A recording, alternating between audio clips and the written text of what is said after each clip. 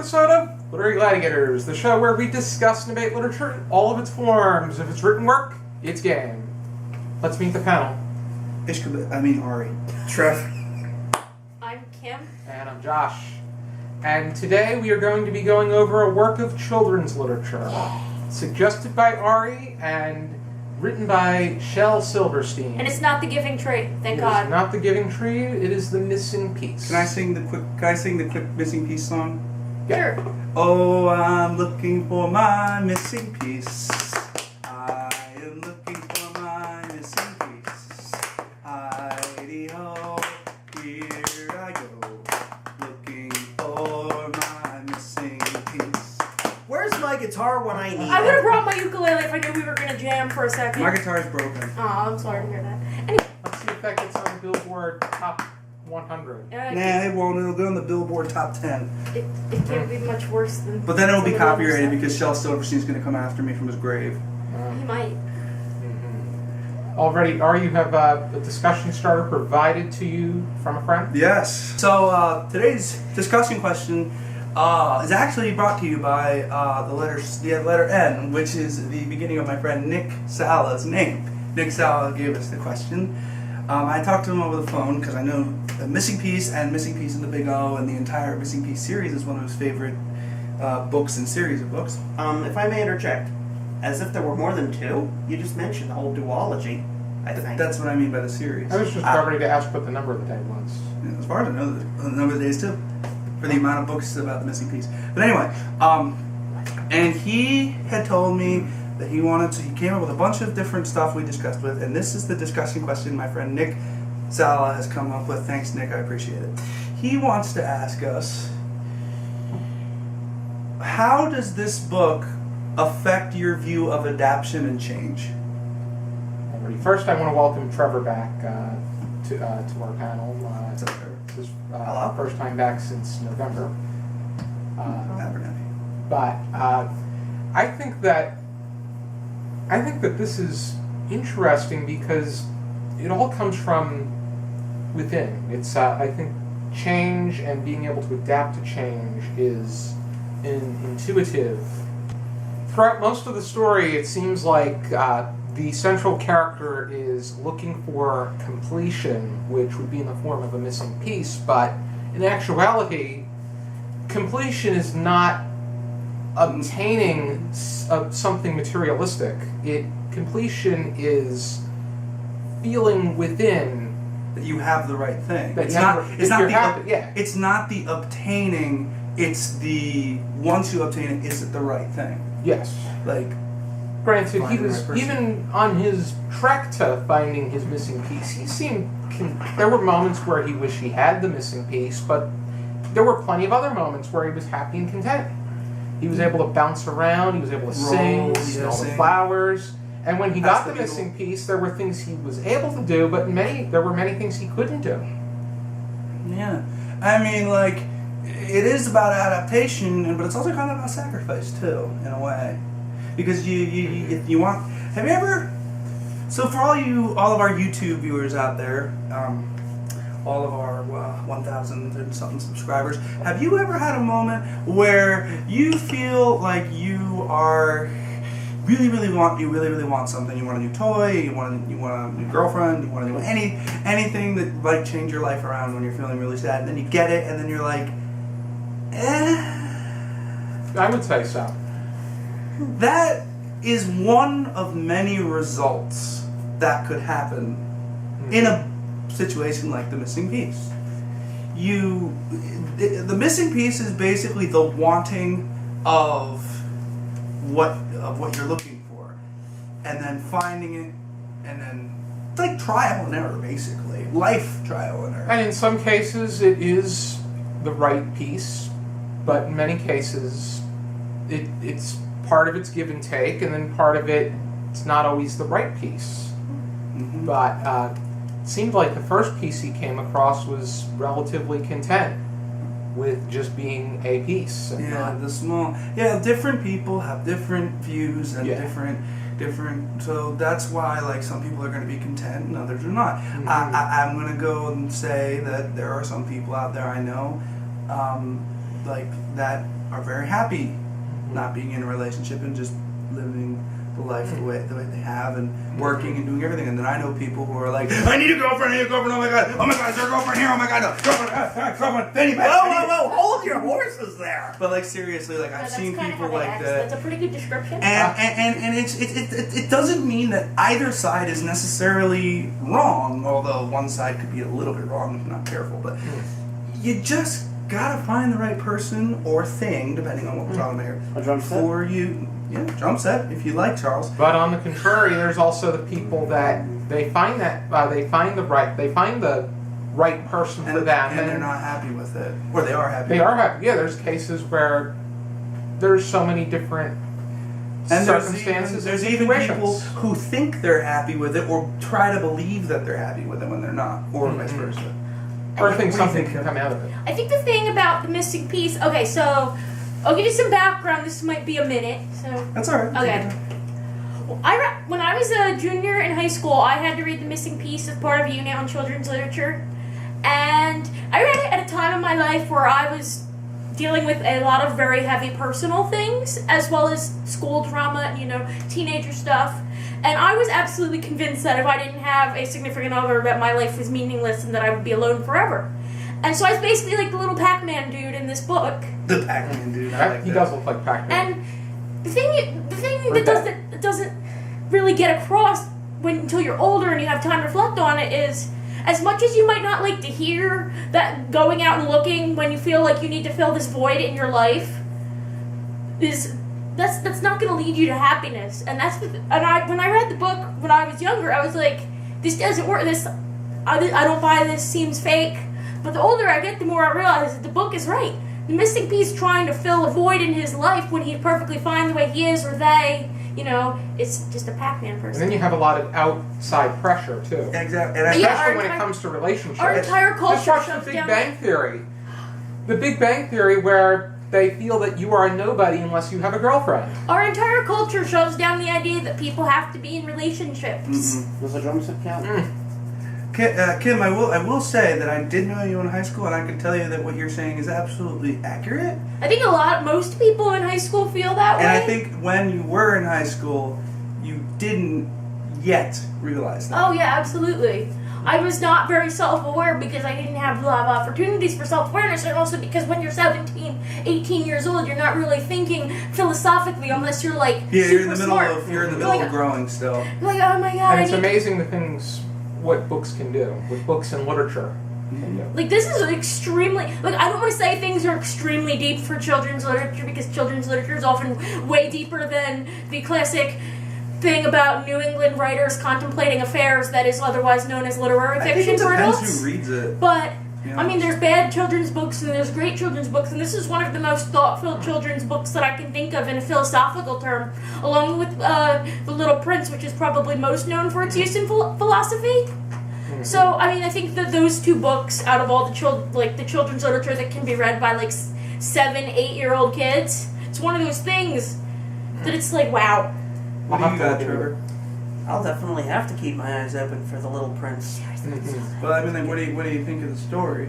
Well, when you mentioned philosophy, you actually brought up something that I actually had in mind for the story, because my mind actually saw a different question in there. Like, what is the more fulfilling thing in life?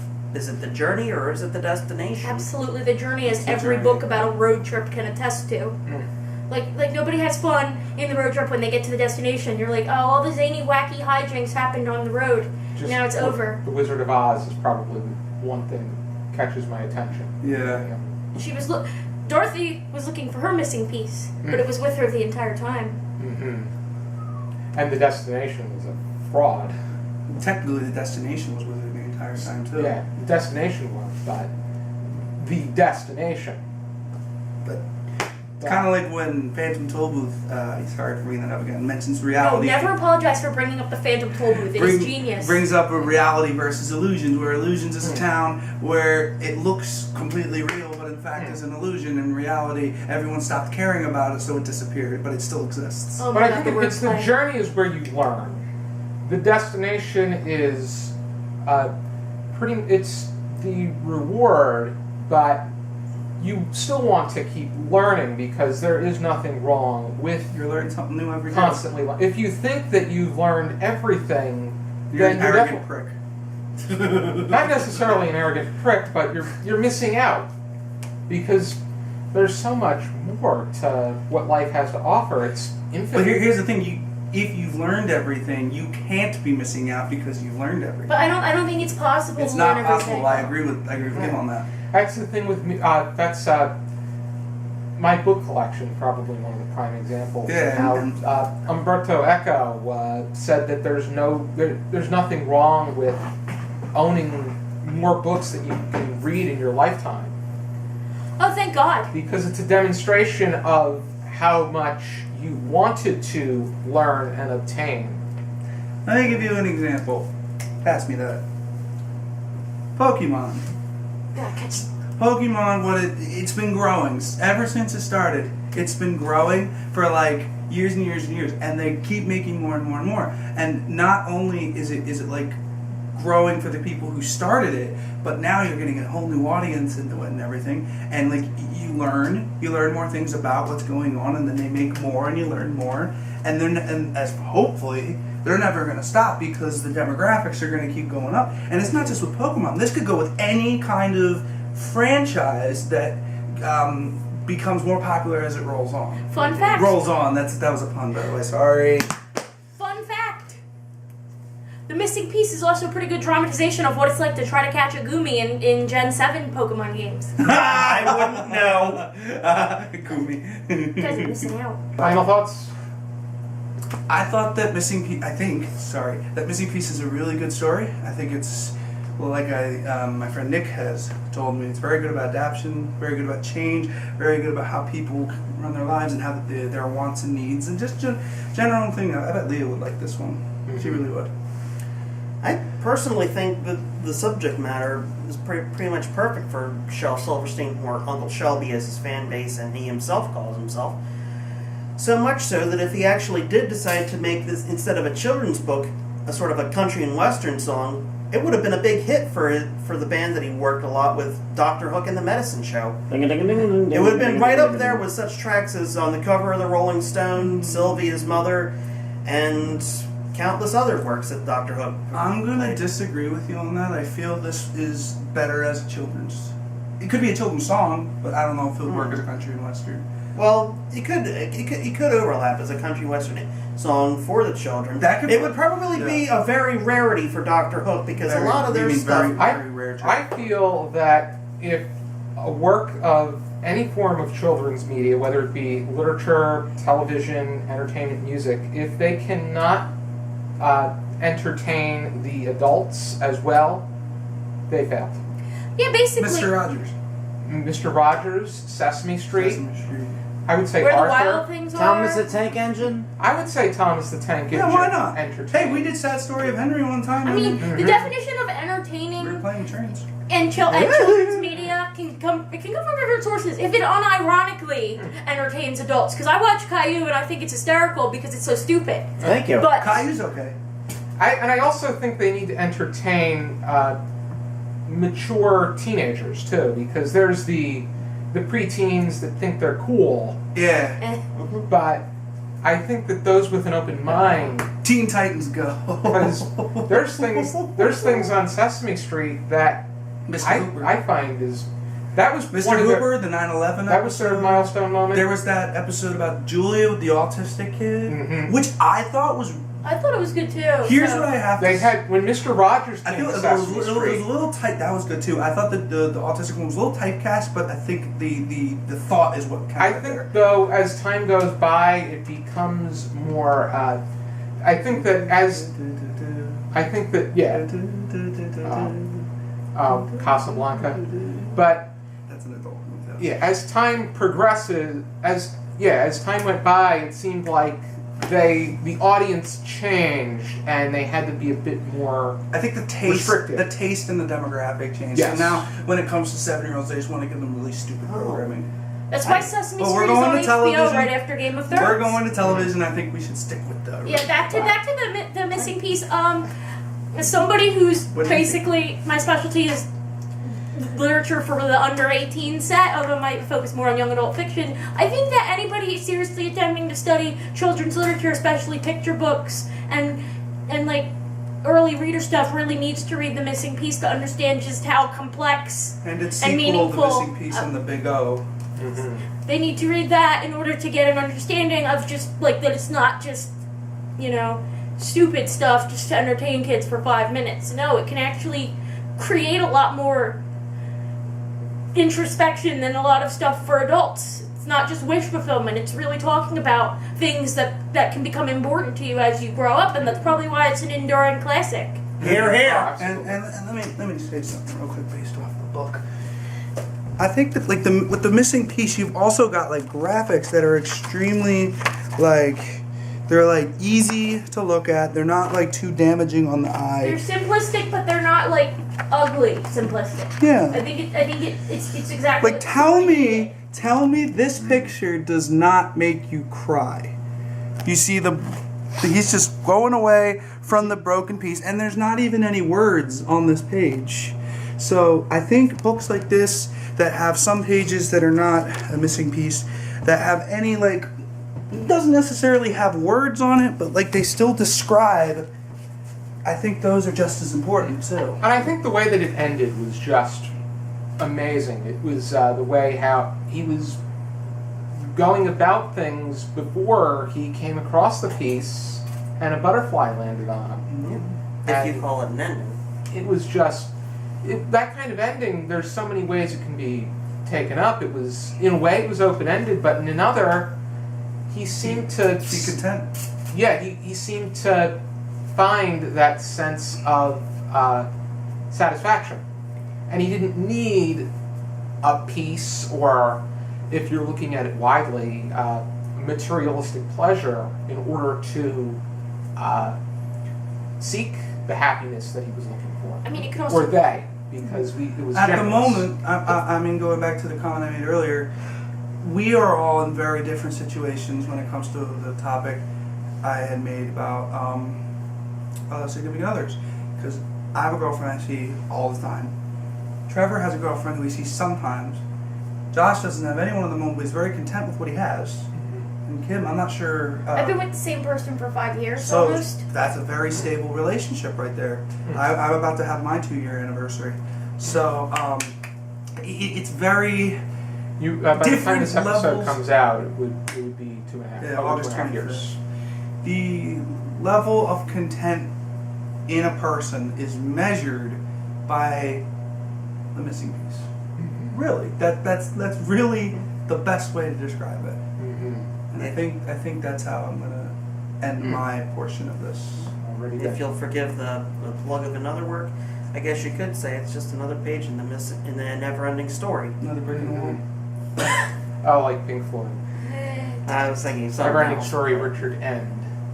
I forget that's like that was an actual book and not just It a was movie. it that was an actual Yeah, book. but Richard End wrote the book. Like I forgot that about a lot of 80s fantasy movies, but that's another subject entirely. Yeah, you could talk Like to The him Last about that for like Unicorn. 5 hours.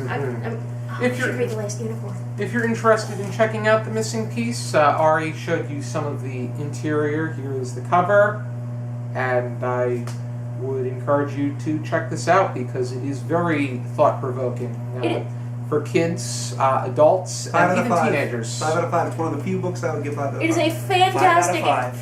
It is a fantastic use of minimalism. It's one of those books that shows that less is more. The words are not overly super descriptive. The drawings are not superly descriptive. Superly's not a word. I don't care. I don't do star ratings in things like this because it's too hard to put things to it. But if I'd probably do 4.5. I'm picky with 5s. I give it a 4, but I think it is a good book.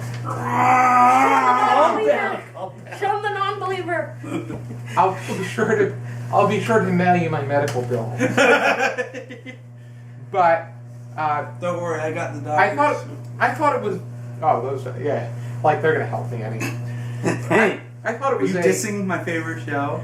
Um, He's dissing No. my dissing the show. I don't think a bobblehead will help with it. I'm not talking about the bobblehead. Anyway, But I think I thought it was a good book. I think it was a very simple book, and I think that people will get a decent amount out of it. It's very thought-provoking, and I think all audiences will enjoy it. But I don't think it is perfect in the way that Ari and Trevor see it. But I still think that. Okay, fine. 4.95 out of 5. Okay. And I'm the only one that gives it 5 out of 5. I don't consider any book to be perfect except for Phantom Souls. Perfection. There's no such thing as absolute perfection, but it's within the eyes of the reader. And of course, just to say, I hope that all you viewers out there find your missing piece, or if you choose not to, that you're content with what you have. If Absolutely. you're at peace. Maybe missing piece for you is cake or dinner or something. A really cute looking drum set. Or watching Literary Gladiators. Yeah, that's a good one. And Here, here. This episode was brought to you by the letter N And the by- letter S. By the number 2. And be sure to check out Literary Gladiators. And for now, Keep Keep reading. reading. Seriously, don't stop reading. Knowledge is power. woo!